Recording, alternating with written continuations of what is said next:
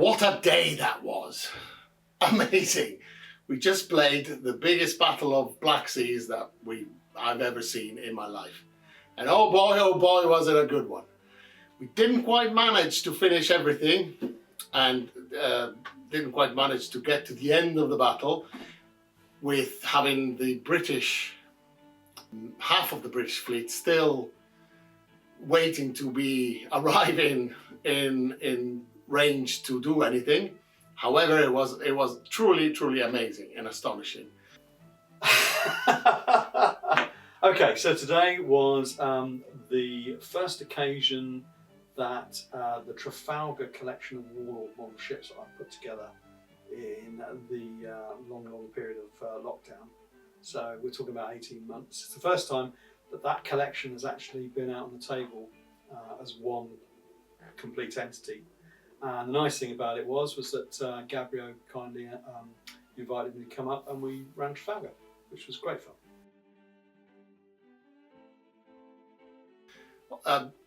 A big thank to Jonathan, who brought all the models who were completely rigged, not only with the standing rigging, but with the running rigging as well. Amazing and brilliantly painted, and the whole collection is truly a sight to behold.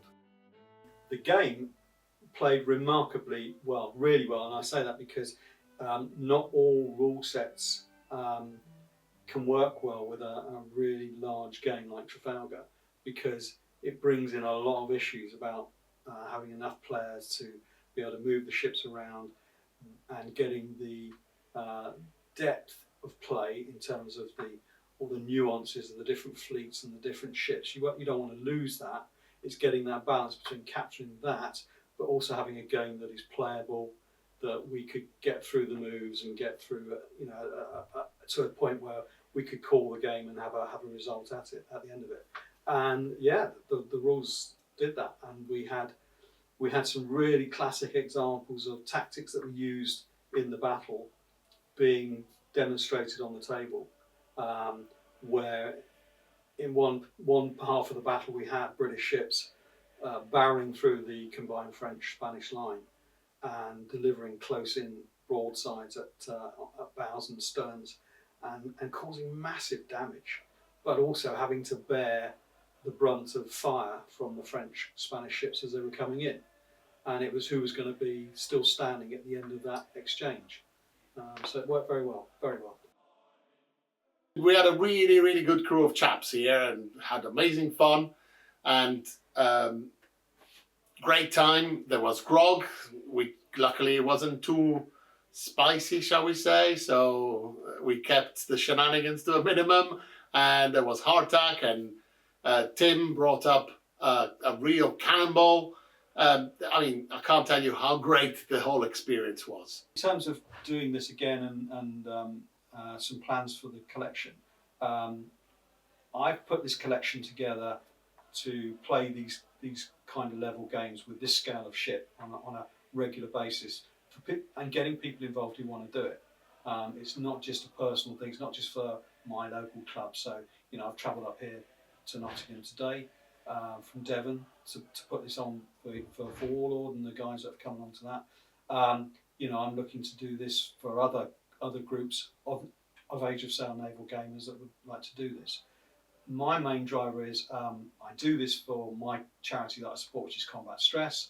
I'm really keen to try and use these models as a sort of like an engine, if you like, for putting on games to get some money together for the charities. They've had a terrible time through the pandemic, not being able to do their normal charity raising events.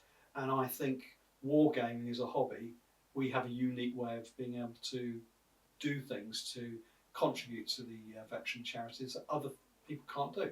So we don't have to run marathons, we can put on big games, and if people would like to come on and play them, then I'll facilitate that. I'm happy to do that, and I'm going to do some more. So we've got Cape St Vincent is one that I'm working on, another 2 models away from doing that.